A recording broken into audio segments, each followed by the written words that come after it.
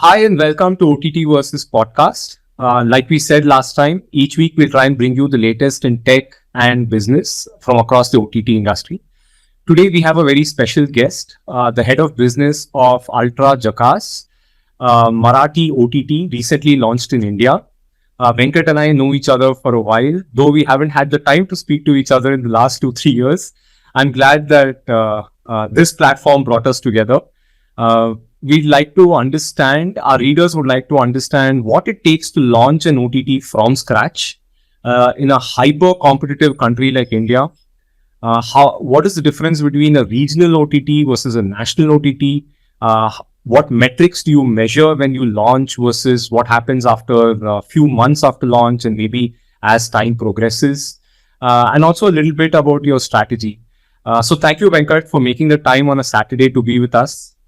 Uh, Thank you, Krishna, and it's my pleasure to be now with you on the panel. And yeah, it's long view, and it's really. I'm delighted to be uh, here with you. Yeah. I've been looking forward to it. In fact, Yeah, I share your sentiment. So to everybody, Venkat is extremely knowledgeable in OTT. He straddles, I think, the tech, the product, and the business very well. So a person who can give us a lot of information about OTT and launching the platform from scratch. So first off, congratulations on the launch of Ultra Jhakaas, Marathi OTT, recently launched. So how has the last couple of months been? Can you walk us through all the excitement, the build up? When did you start planning the project? Give us a walkthrough. yeah, surely. I mean, like, it's been crazy for last few months, of course, and when we had finally hard launched the platform. However, any other new business, like to create it, it takes quite a groundwork, and we do a lot of research, and then finally you take a call. Okay, now it's time to you know uh, take that plunge, and then uh, start developing the platform and start developing the business, establishing various other components that's required to be fixed together, and all that goes in the background, right? And but what we see finally is the finished product, what ultimately is seen by everyone, including our of course the customers and then business partners, everyone else, right? But if you ask me, what made us to take this plunge, right? And then Ultra Media and Entertainment is a legacy company, as you may be aware about, and it has 40 years of legacy. And incidentally, we have completed 40 years in December 2022. Okay. And before that, we started planning out, now it is a landmark, in our journey as the Ultra Media Entertainment, being there in the business for the last 40 years. Now, if you look at Ultra Media Entertainment, and as an entertainment company, we've been adopting various technologies and business models, throughout our journey. So, uh, and it is a logical, next step for us to, take uh, a path which we have never been attempted to do before. That is when I say this, Ultimate and Entertainment has been primarily a B2B, entity. So we never been into B2C segment, and this is the first time we entered into a B2C segment. And uh, and when we were looking at various options, what we should do next, and as a company, as an entity, so we realized that now over a period of time, we have acquired a lot of content. We have more than 2,500 hours of content in various languages, right? And this includes, when I say titles, it's just films, but we also have various other content. So, and then we realized that now is the time for us to take this uh, premium content to our users across the country, across the diaspora which is there, other various parts of the world. So when we were actually doing all this background work, we realized that uh, OTT is also kind of taking the same path as the pay TV had taken before. Meaning the customer, the consumer, they want to watch the content in their mother tongue, in their language, in their local lingo. Right. They want the stories which are rooted, uh, in their ecosystem, in their the regional space. So that's what users are looking for. So Okay. be it the elderly people, be it the middle class, and you call the millennials or the Gen Z, there is a connect when you tell the stories of local flavor, when you tell the stories in a local, right? So if you look back and then look at the various languages for other than Hindi, what is working really well is the Bengali, Telugu, Tamil, Marathi. So Marathi being one of the most popular languages after Hindi, and other languages I have just mentioned, Yeah. right? So and as I mentioned, we have a library, we have a premium content, and we do have multilingual content, which includes Marathi. Okay. Okay. So it made a sense for us to get into the B2C segment with the OTT platform. But why we were not chosen Hindi or any other languages? For the very reason that Marathi being one of the most popular languages after Hindi and Okay. few other leagues. And also it has huge population which speaks Marathi. Got it. So that is more than 130 million. So that is the number what we have. This is very So interesting. that is how, that is how we have zeroed in on that we should launch an OTT platform, but it's a Marathi language where we see there is a lot of potential and opportunity. There is hardly any competition today. Of course, there are national and global players who are providing Marathi content, not to their audience, but you know we are not competing with them. We wanted to create our own niche, Okay. and we wanted to create that space for us in the regional segment.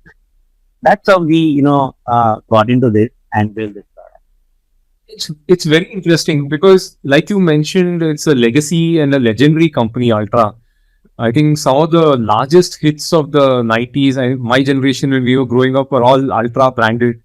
So yeah, it's registered in our minds, that logo. Um, just a question that I had when you mentioned this. Yes, there is a section of audience, which is me probably, who relate with a lot of old movies. So you might see a lot of traction with people going back to the 80s, searching for movies of their childhood and engaging with that. But from your sense, by looking at your analytics, how is the split? Is there a interest in the latest movies as well, or is Ultra still viewed as somebody who has a fantastic library which goes across genres and age groups? Yeah. So it really helps, Krishna. I mean, we have this extensive library of content, and we are really excited about what kind of traction we are getting. So we just launched our product and platform, and the traction what we see is phenomenal, and it's really exciting. Okay. So given our library, we have this as I mentioned, huge library of content. It helps us to get the audience who are looking for the premium content, older content. And when it comes to entertainment, in Indian context, uh, it is a family play, and they they spend time together when it comes to entertainment. So along with that, given current the technology and then other options available, personalization is another aspect which we have to look at. The current generation, the younger generation, they prefer to have this personal taste and the kind of content they want. So we have this mix of content. We have the library, huge library, and in addition to that, we plan to be strategize to add new piece of content every week. Oh, wow. And yeah, so it allows us to get those the audience who are looking for a fresh content. Yeah. And we are not just adding the films, we are also adding short format content as well. Okay. So it is a mix of, the film plus short format content, which helps us get the new users, and the older content, premium content, which helps us, get those, the audience who are looking for that Okay. premium content. Got it. That's how, we plan to take it forward. Okay. Any ideas for live? Do you produce live? Do you want to do what to live? The new concepts coming out like virtual channels, or are you tying up with any live broadcasters? Yeah, I mean, like, as I said, we just launched, and, we're just focusing on, getting a certain, scale. Okay. And once we achieve that scale, we obviously, looking at all these options which you are just mentioned, I mean, Okay. taking live, or, adding, other genres of content. As Yeah. of now, it's just entertainment, but then, we are looking at, we kept, doors open for all these, options, what, probably, help us, uh, in terms of driving, the users, towards our platform. Got it. So, we are not looking at aggressively at this point in time, but definitely, these are there in our, track. Okay. So, what platforms are you available today on in terms of technology? Android for sure. Yeah, of course. I mean, like, the most of the consumption today happens on the mobile devices. Okay. So it obviously makes sense for us to be available on mobile platforms, Yeah. Android and iOS. But Okay. in addition to that, what our research tells us that Okay. people are also, kind of adopting the larger screen, right, Okay. to consume them. So Okay. hence, so we have, made our product to be available, or, app to be available on Pi TV Okay. and Android TV as well. Of course, the web is another option where Got it. users can access, our platform and then consume the content. Okay. So, what percentage is mobile? I mean, if you can reveal Yeah, that. I mean, like, the mobile is around 80% Oh, as wow. of now, what it is, and the rest is, split, between the large screen and web. That's very interesting. So, did any of your thoughts while designing the platform go with the fact that you might have heavy mobile usage? Did that play a role when you actually designed, selected your platform design, all of that? Yeah, of course. I mean, like, as you know, technology plays a very vital role, for delivering uh, product of this kind and the scale what you're looking for. And obviously, uh, the Indian telco network, if you look at it, still the 4G penetration is, long way to go. And we obviously have the 5G coming up now. Yeah. And, we wanted to be sure that, that the any person, whoever, wherever he is, be it a remotest place, they should be able to access our product, and they should have the seamless streaming on their device. So that was the primary, the goal what we have set for, and that's how we have designed our platform. So we wanted to be, have a have our users to have seamless experience when they navigate on the platform, and when they search for the content, when they stream the content, they should have that, kind of experience what they are looking for, and it should be at par with, or comparable with any national or global OTT platform. I would request you, like, download the app and experience it yourself, and give your valuable feedback to us, so that, we can correct it if there is anything, that we can improve upon. Right? No, So absolutely. that's been, yeah, we have built the product. I'm sure you will appreciate that once you, experience that on your device. No, surely. So right behind you is Malgudi Days poster. I think it's a family favorite for us. After dinner, we sit as a family sometimes and watch Malgudi Days. So, Absolutely. so how has the reception been overall? I'm pretty sure a lot of people were happy it came on to OTT. Any chance you can share any numbers, approximates on what your audience or viewing times have been? Yeah, I mean, okay, when it comes to, the acceptance and adoption of new platform, right? Obviously, it takes time. But what helps us is, as Ultra being a legacy brand, people are already aware about our product, I mean, our brand. Uh, so it makes things a little easy for us that, to take it to the market. So as you remember, and anyone in the industry, M&E industry in India definitely identify Ultra. And even in the remote places, in the, the tier two or tier three towns, people relate, right? Ultra means it is entertainment. And they are aware about, what kind of entertainment Ultra has been providing, throughout, the its journey, right? And so when we launched this, platform and product, and there is a warm reception, and the people were very excited about whoever we met, whoever we have spoken to, and obviously there's been a lot of excitement when it comes to our consumers. So we see, really good traction on that front, and we are hoping this trend will continue, and we gain much more traction, and soon we will have those numbers published also. I mean, at this moment, I'm not in a position to share the numbers, but definitely, in the coming days, we'll be sharing such numbers. Yeah. I'll be happy to report on that as well. So, Sure. like, just a question: are you restricted to India today, or are you streaming internationally as well? Yeah, I mean, so as I mentioned about the popularity Yeah. Marathi is Yes. in India global level. Yeah. It's a very very sizable number, Okay. be it in India or even if you take the diaspora, Okay. right?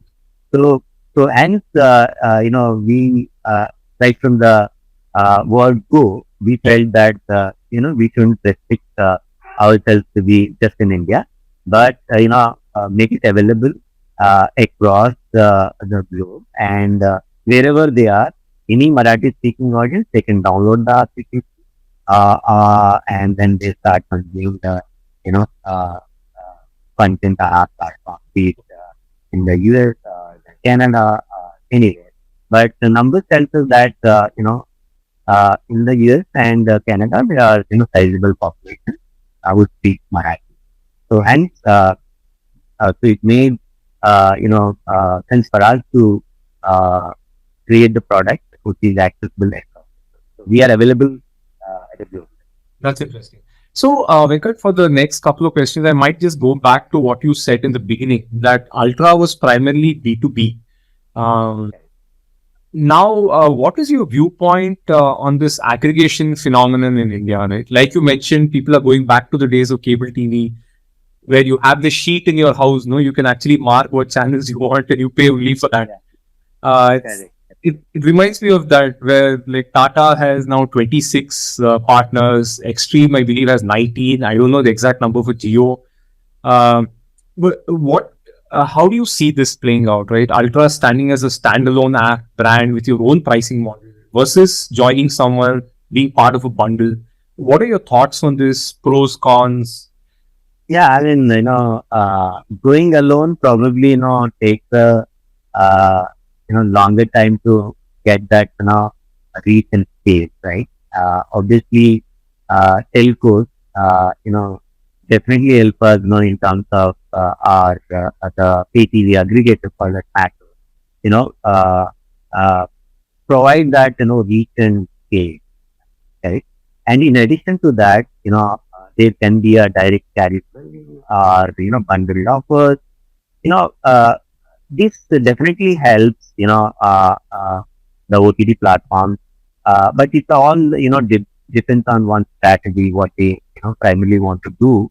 For us, like we wanted to build the page ourselves and see how it goes, and then we have definitely this strategy in place to align and partner with some of these aggregators. For simple reason that they not only provide the recent scale, but there is no untapped base, consumer base. Like, so that is the one area where they can definitely be great help in terms of driving the numbers and growth. So uh, and when it comes to our Indian consumers today, and there are multiple OTT platforms to subscribe, right? And I'm talking about from the user perspective, right? Uh, for one to subscribe to these, either 10 or 12, 15 numbers of OTT platforms, it's a cumbersome, process. And, remembering those, passwords or remembering those, subscription dates, it is really cumbersome. So to make things easier for them, I think, having an aggregated product or super app would definitely be a helpful. So they simply log in on one platform, get that single user, single sign on, and one user, one kind of user experience across the platform. Right. That probably helps the users to have that kind of thing. So it is a win-win for the ecosystem partners, be it the OTT platform or be it the aggregator Okay. or be it the consumer. So, in my opinion, I think this is going to be a one critical aspect of the OTT ecosystem. Very interesting. Very interesting. I also wanted your thoughts on monetization. I know you have subscription plans. Do you also do a lot of ads? Do you have hybrid plans? Yeah, surely. So, yeah, so when you look at the data, right? I mean, as a OTT platform, we collect a lot of data, and there are industry study which tells us that uh, one business model is not going to help, right? You should, I mean, when it comes to a business model, you should have mix of all. So it makes sense for us, or anyone getting into this domain, that planning for hybrid business models would definitely help. And obviously, to implement these models, you need to have that team. So we are having these strategies in place. Surely, we will look into all these aspects, and going forward, we will have these habit models. Very interesting. So I think, Venkat, my final question is probably going to tap into a bit of your product and engineering background. When you launch a platform versus 2 months later, 3 months later, what are the things that you actually keep in mind, right? What are the metrics that you have to follow? How do these metrics evolve? Can you just help us understand? Because you're the man in the driving seat. Yeah, So, yeah. yeah, sure. Yeah, and for any D2C product, right? So what matters is initial phase of your product launch. Monthly active users or daily active users is what matters. And another critical, metric is CAC, customer acquisition cost, right? These are the two critical, metrics that I would look at in the initial phase of, the product launch. And then, when you have let's say, a few months down the line, then you have the output coming into play, the engagement rate coming into play, the completion rate coming into play, right?